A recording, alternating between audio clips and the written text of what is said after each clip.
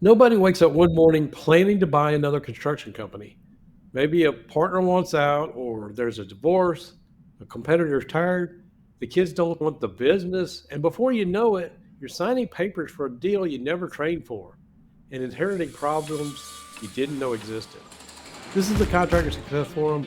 I'm Wade Carpenter with Carpenter Company CPAs, alongside Stephen Brown with Daniel Whitley, Bonding and Insurance. And today we're talking about why construction M&A deals don't blow up at closing, it blows up after, and how insurance often is the only thing standing between a smart deal and a big regret. Stephen, M&A deals often don't go as planned, so what can we do about it? You're the seller of your construction company, and there's a buyer that wants to buy your construction company, and there's risk involved. First of all, there's a lot of risk involved with just running a construction company, but there's risk involved financially between representations of the data that you give a potential buyer. There may be a broker involved with the sale of a business, and there's a lot of due diligence involved. In other words, the buyer is going to spend a whole lot of time going over minutely every detail of your business to understand exactly where you stand now financially and what the risks are going forward. That's today's topic. What are those risks? How do you mitigate those risks? What are a lot of our customers seeing in this merger acquisition process? We talked about before the show how construction deals can be extra risk that you don't have in normal mergers and acquisition deals. You may be basing the value on work in progress or your underbillings. You could have some problems with warranty exposures. There's a lot of things that could come up, disputes with a sub or whatever it is. We had all those employee retention credit deals that some of them could still be under audit, those kind of things. So there's a lot of things that could be up in the air. I know I've been on the side of buyers and sellers and digging through the due diligence, and there's a lot that's out there. Construction companies, sales, there's a lot of risk you never even think about. So, Stephen, tell us a little bit more about what we can do to mitigate some of these risks and why sometimes they would represent that something has a certain value or something, like I said, warranty that you don't have some back work that has to be fixed or something like that. That's a great point. So you've got warranties on your product. You have a time frame. You have a lot of projects in place that are going to take multiple years to complete. What do you do if you're a buyer and you also have all these key employees that are in the past run this work according to plan? You've got that element in place too. And any of those could cause a huge problem. What about a subcontractor, a warranty issue regarding a product that you're installing? So there's a lot of things that are going on when someone's buying a construction company. Historically, you've seen a lot of HVAC contractors, certain trade contractors that had customers that they serviced, regular customers that they service. So there's billable income for that type of work. And that's something that any buyer is really comfortable with wrapping their arms around. We do this already. We want to expand, and you're going to fit in perfectly with our plans. So you have to think of the reason why someone may want to be buying your company, what your company might be worth to someone else. And if you're a buyer or a seller, you're making all these representations at the time of closing. I'm a buyer and I like what I see at your company, and a business broker has reached out to you on my behalf and said, hey, I don't know if you're interested in selling your company, but I have some buying companies now that are giving great EBITDA returns on your assets. And then they throw out some rough numbers. And then you're saying, wow, my company doesn't seem to be worth that right now to me. Yeah, let's explore it. Usually maybe 6 month period where the buyer and that representative are going to do their due diligence. And they're really going to dig into your financials. And they're going to find everything may not cause that EBITDA to be the number they originally were projecting to get your interest. But nevertheless, they might find as a seller, and you've got your own representative, that your company's worth more than they were originally offering. It's a matter of give and take. Yeah, basically you got two sides of it. Your seller is making some promises about the business that they're telling them the truth about certain things and that kind of stuff. And then the buyer, they're relying on these promises to make sure that they're paying good money for it. But sometimes, no matter what you do, things are going to happen that you discover something after the deal comes up. And if we don't want to blow up the deal, but if something happens, what can we do about it? I guess that's part of what we're talking about today. Say they represented that they had a certain amount of backlog and that job didn't come through or whatever it is, how can we protect ourselves? That's why the subject is insurance. What insurance and surety bonding products might be in place already to help the sale go through, mitigate the risk on both sides, the buyer and the seller. A lot of times, a seller will require 10%, say, of the sales price to go into escrow fund. And that's for anywhere from 3 to 7 to 10 years, who knows? But that escrow is there to take care of any representations or warranties that were made by the seller that turn out to not be accurate. Okay, now there's an insurance coverage policy called Representations and Warranties Insurance. RWI is what it's called. We write it as an insurance agent, a specialty broker who specializes in this type of coverage only. The policy is usually written for roughly what the escrow amount is or a percentage of the sale. The premium to buy this insurance policy is anywhere from 2.5% to 4%.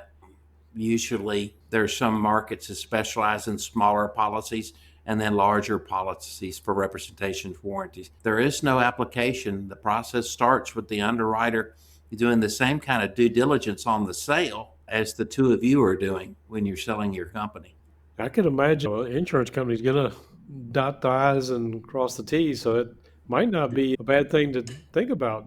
I had never heard of this type of insurance before we started talking about it. I know we've been in some deals where there's a lot of unknowns and they're chasing, okay, we're going back and forth on little issues. But I could imagine how insurance coverage like this might help maybe have a smaller escrow amount or faster negotiation, things like that. Can you talk about that a little bit? What this really does? Yeah, or even eliminate the escrow requirement. The nice thing about the RWI policy is it can represent both the buyer and the seller. It represents the warranty. I mean, if you're buying a company, you're not going to be able to go back after the sale and sue your own employees for any misrepresentations or warranties made in the sale. And I'm not talking about warranties on the products. I'm talking about warranties made as far as the information that was provided to the buyer that didn't turn out for any number of reasons to be accurate. Nevertheless, the policy's written for usually the amount of the escrow. The premium is roughly 2.5% to 4% of that amount. And then the deductible is roughly the same. So, like any insurance, the owner of the policy shares the deductible or the loss retention percentage. But this could be a huge way to not have that escrow money sitting for years and years that you could be using. And also sharing that risk with a large insurance company. Same goes beside RWI insurance, a product that Travelers has. It's called loss profit insurance. Basically, we had a podcast on this, but the way that works is you insure certain losses occur to your lost profits based on your current operating system and work in progress, your financial information. The insurance company says, here's what we can insure against lost profit. What exactly is that insure lost profit due to a storm or lost profit due to just simply lost profit? It sounds simple, right? The RWI policy, but the underwriting can be very thorough and it takes a while to get through it. But then again, if you're selling your company or you're buying your company, getting this information together to get a quote for these insurance products is not going to be hard because you're already providing most of the information these underwriters need to know to give you a quote. I remember when we did that one, I never heard of lost profit insurance either, and I think there was a lot of interest in that. Glad you brought that back up. Same thing here with a new deal here, trying to buy or sell a company. There's a lot of emotions involved, and sometimes you start going back and forth in due diligence. And I've seen some deals blow up over the smallest things. I could see how something like this would smooth and make negotiations easier. Maybe if something does go wrong, less resentment after the sale. And as you said, you can't really sue your employees or whatever. You can sue after the fact, and then it becomes a major problem. So this is why this makes a lot of sense to me. It does make sense, Wade. All these moving parts, we've talked so many times about running a construction company is all about managing risk. And that's what an insurance company does is manage risk and a surety company as well. I'd like to talk too a little bit about the surety aspects of mergers and acquisitions. The number one question is, will there still be cash in the company after the sale in order to indemnify bonding? And if not, who might be available to provide that indemnity or that working capital that you need for surety purposes? In a lot of M&A situations, the buyer just doesn't simply realize how important that surety relationship has been to the continuing growth of that company. First of all, the capacity to get the bonds they need is more important than the rate that they pay. That could be your lifeblood. What if a majority of the work you do is bonded work? So we run into that a lot. A number of our different surety companies have special M&A departments that are trying to help come up with creative ways to get the surety bonding credit taken care of after an M&A takes place. You can see the point of the surety. They want to know exactly, okay, the sales going down, are we going to continue to be the surety, or are you, the buyer, going to move this account to your current surety agent to manage? That's a key question. Also, what's there in the current surety relationship that I, as a buyer, need to know about? The good, the bad, and the ugly. Doing your diligence is to ask those pertinent questions. We certainly help people with that. A lot of situations, there is some sort of short-term indemnity that goes into place to keep the working capital present, to keep the bonds going. I'm glad you brought up the bonding part because that's a big piece that everybody really forgets. And I've seen some deals where people get in there and they take over a company, but they are so strapped and their bonding is hurt by that kind of thing. And they don't think about these things beforehand. If you got freeze on your bonding or something like that, that bring your insurance agent in on the deal, not spring it on them before the before you're about to close. Not to mention the buyer needs to understand that, and maybe hopefully they understand how that relationship fits. You don't want to buy a company then have it stripped out from under you. So I think that's a big part of it. The Can you buyer is buying that team, which includes your surety agent, your bonding agent, your accounting, your attorney, your banker. They're buying into the team that you already have in place, or they plan on replacing it.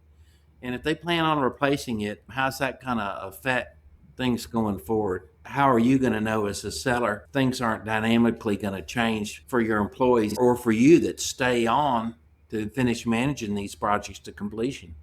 Yeah, I think that's an underrated part of it is the team too. And if somebody leaves or whatever, and their CFO is out of the picture, or they decide they're not going to work with the new owners, the bonding, the bankers, it's a big deal. And I've seen it where deals fall apart or companies fall apart because they don't have the same structure and they don't have the same support. Glad you brought that part up. But I would guess that not every deal really would need this type of insurance, but can you talk about who this insurance would be for, or should it be for everybody trying to do a deal?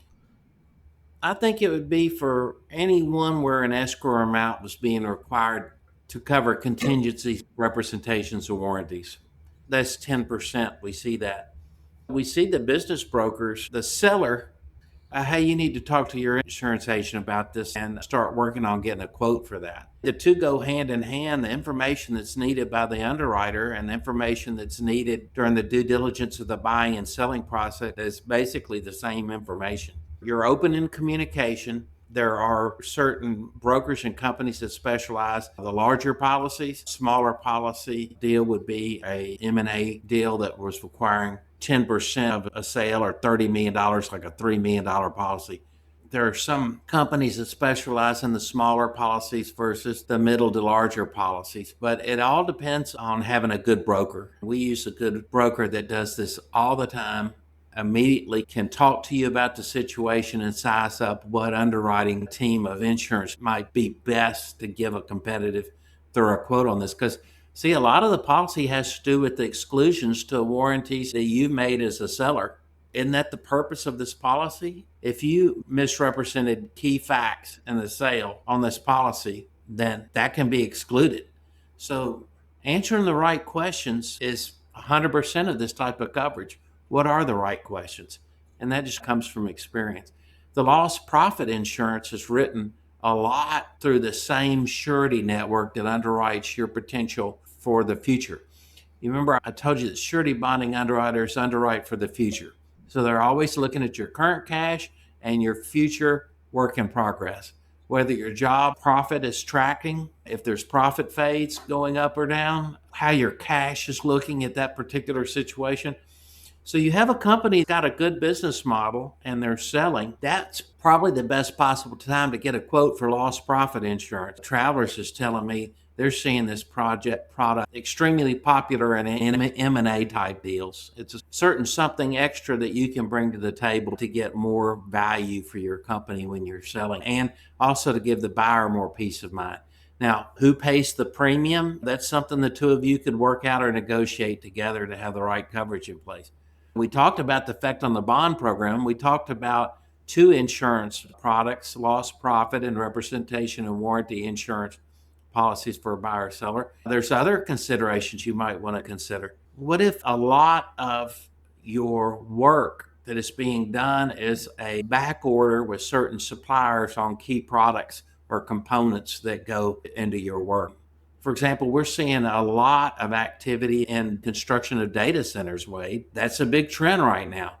So Yep. what if there's key components in your construction project that could make or break you on the job? That's a situation where the seller could go back and purchase supply bonds on those particular materials and products that would be payable to the company. If for some reason that supplier couldn't come through with the product as negotiated. And we've talked about supply bonds before. They're usually 0.2% of the amount of the supply contract. So the premium is not very much. A supply bond gives you first right on that product. What happens if you have a spec'd out pump and you're buying the company and all of a sudden you realize you're having to go through every single purchase order for a job, orders that may not have been made on a project that the contract's already been signed? How are you going to be able to follow all those moving parts? So a supply bond is yet another way that might protect a company, if that makes sense.